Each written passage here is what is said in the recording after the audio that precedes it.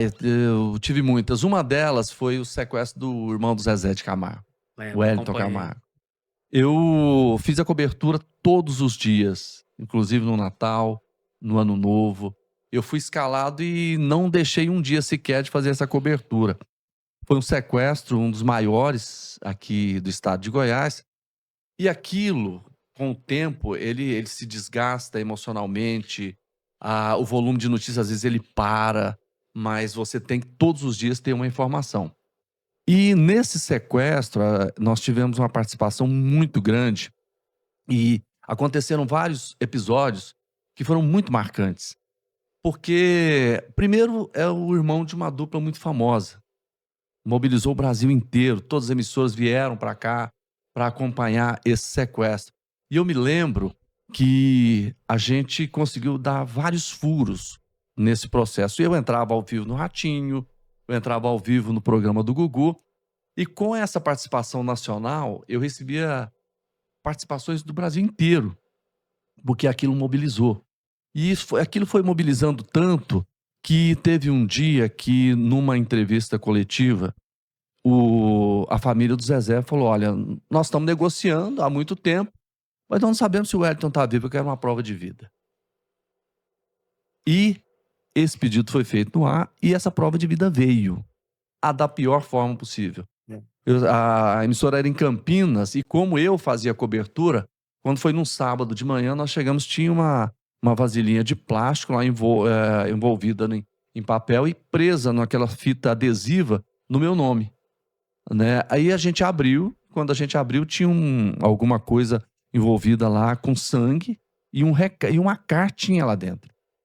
Quando a gente pegou a cartinha, dizia que eram os sequestradores que estavam entregando ali a prova de vida que a família tinha e que esse material seria para levar também para o Ratinho e que, para que a polícia não tivesse dúvidas, eles colocaram ali a senha. Todo sequestro tem uma senha, porque senão viram muitas ligações falsas, trotes, né? E a senha era Romário.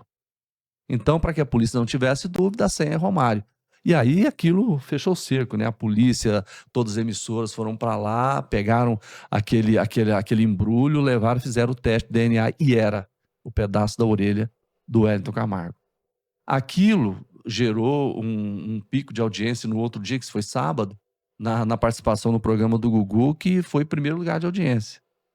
E aí começou todo um processo de construção de uma grande cobertura. Tanto é que a gente recebeu, num dia, eu vou contar esse detalhe porque tem importância lá no final. E Fique à vontade, aqui é o podcast, você pode falar nos mínimos detalhes. eu fazia reportagem de manhã, apresentava um jornal à noite. Então eu chegava lá um pouco antes das 6, e num dia, 6 horas da tarde, ligou uma pessoa querendo falar comigo, dizendo que sabia muito detalhes sobre o sequestro. E que ele fez parte daquela quadrilha. Aí quando eu comecei a perguntar para ele, ele falou assim: não, mas eu te ligo de novo. No outro dia ligou de novo, passando mais informações. E aí você fica naquela história, você acredita ou não? Será que é verdade ou não?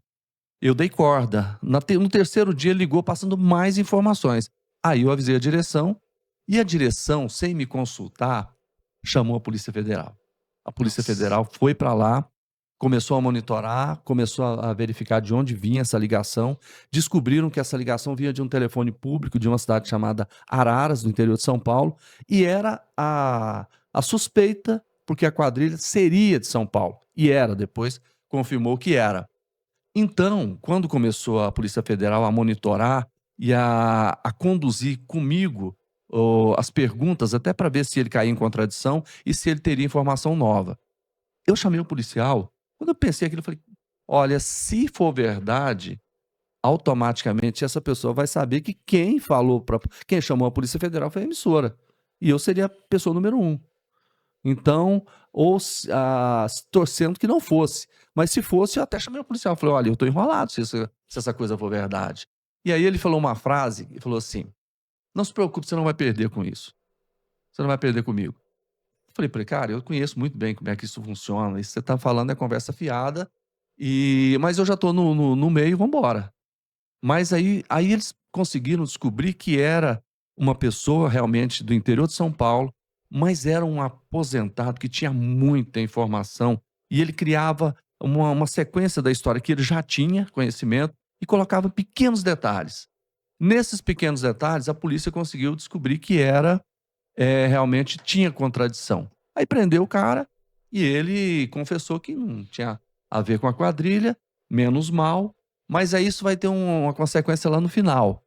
Quando o Wellington foi libertado e eles pagaram o resgate, nós chegamos primeiro lá onde estava o Wellington. E ele foi levado para a Clínica Amparo, no segundo andar. Então ninguém entrava, ninguém saía.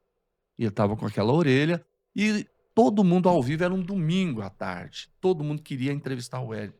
Todas as emissoras ao vivo ali, e eu era o repórter do SBT. Entrando ao vivo, todas essas coisas, e aí o desafio era, quem vai entrevistar o Wellington?